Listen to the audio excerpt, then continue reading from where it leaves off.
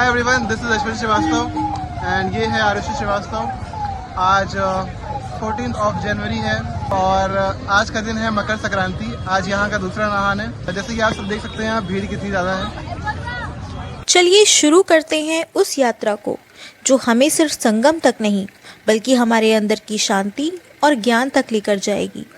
और इस महाकुंभ से जानेंगे वो रहस्य जो हमें बताएगा कि आखिर जीवन का असली अर्थ क्या है। क्या सीख देती है हमें इतनी बड़ी स्पिरिचुअल क्या गैदरिंग। आप जानते हैं कि ये जो महाकुंभ है ये सिर्फ प्रयागराज में ही क्यों लगता है? सबसे पहले मैं आपको बताती हूँ कि प्रयाग का अर्थ क्या होता है। प्रयाग का अर्थ है त्याग, बलिदान और तपस्या। और यहाँ पर 3 नदियाँ मिलती हैं, गंगा, जमुना और सरस्वती। और जहाँ ये तीनों नदियाँ आपस में मिलती हैं वो स्थान कहलाता है त्रिवेणी संगम, जो कि है प्रयागराज में। महाकुंभ का सबसे अद्भुत और दिल छू लेने वाला दृश्य होता है लोगों की भीड़। यहाँ आप देख सकते हैं कि किस तरह से लोग दूर दूर से अपने भारी भरकम सामान के साथ चले आ रहे हैं। बहुत से लोग जो अपनी लाइफ में उलझे होते हैं वो यहाँ अपने सवालों के जवाब ढूंढने आते हैं। और कई लोग इस पर स्टडी भी कर रहे हैं कि ऐसा क्यों होता है, क्या कारण है कि दुनिया की सबसे बड़ी भीड़ यहाँ एकत्रित होती है, जहाँ कोई किसी को नहीं जानता, फिर भी सबके लिए खाने, नहाने और रहने की इतनी अच्छी व्यवस्था है। यहाँ कोई जात पात, कोई ऊंच नीच और कोई भेदभाव नहीं होता। और ये बात हमें सिखाती है कि जब हम अपनी लाइफ में ऊंच नीच, भेदभाव की भावना को त्याग कर एकजुट होकर कोई काम करते हैं तो हमें वो सफलता मिलती है जो हमारी सोच से भी ऊपर होती है।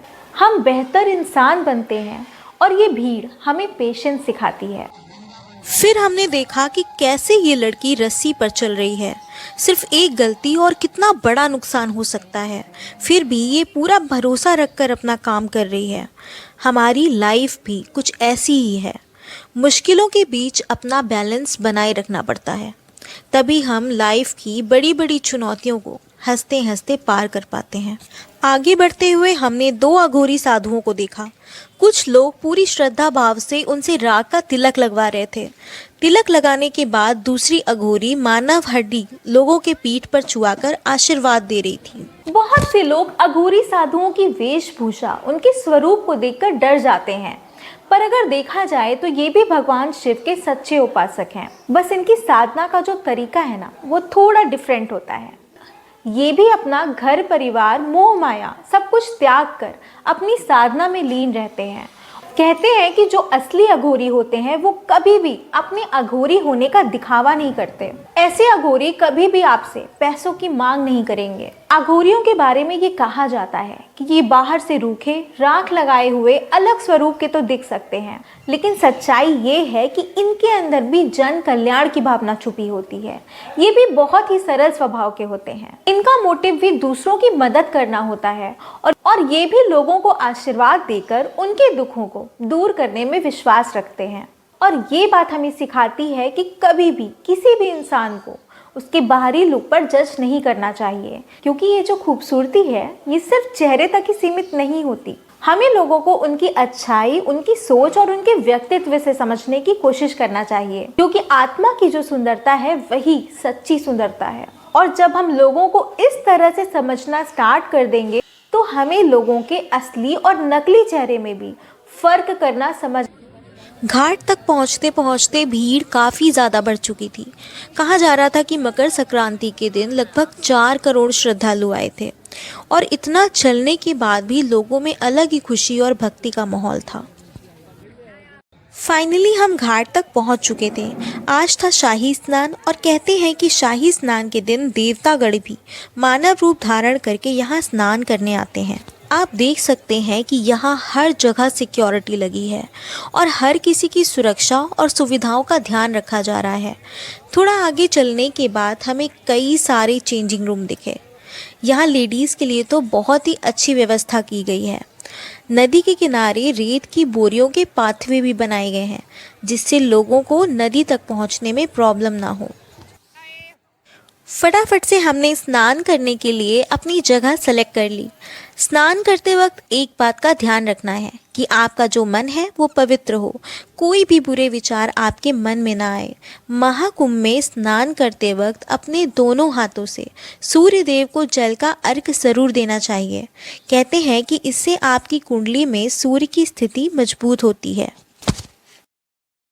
वैसे तो पानी बहुत ठंडा था, पर जब आप एक बार नदी में चले जाते हो तो सारी ठंड गायब हो जाती है और फिर नदी से बाहर निकलने का मन भी नहीं करता। इसके बाद हमने टीका लगवाया।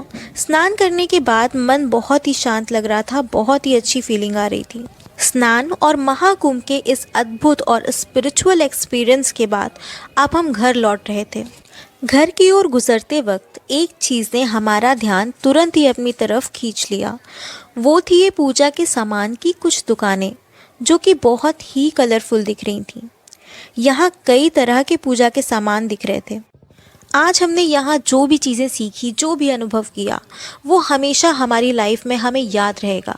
सूरज भी डूबने वाला था, जो हमें ये बता रहा था कि आज जैसे हमने अपना सारा दिन खुद को, इस लाइफ को समझने में दिया, वैसे ही हमें हमेशा हर दिन कुछ नया सीखना है। तो माय डियर फ्रेंड्स, ये था हमारा महाकुंभ का सफर। एक ऐसा अनुभव जो सिर्फ भक्ति और आस्था तक ही सीमित नहीं था, बल्कि वो रहस्य था जिसमें कई तरह के सवालों के जवाब थे, कई सारे लेसन्स थे। और ये यात्रा एक अवसर थी जीवन के असली मतलब को समझने की। आई होप कि आपको ये वीडियो अच्छी लगी होगी। वैसे आप कब जा रहे हो महाकुंभ? और अगर पहले कभी संगम स्नान करने गए हो तो आपका एक्सपीरियंस कैसा रहा, मुझे कमेंट करके ज़रूर बताइएगा। और चैनल को सब्सक्राइब करके बेल आइकॉन हिट करना मत भूलना। अपना ख्याल रखना, खुश रहना। ओके, मिलते हैं नेक्स्ट वीडियो में, तब तक के लिए बाय बाय।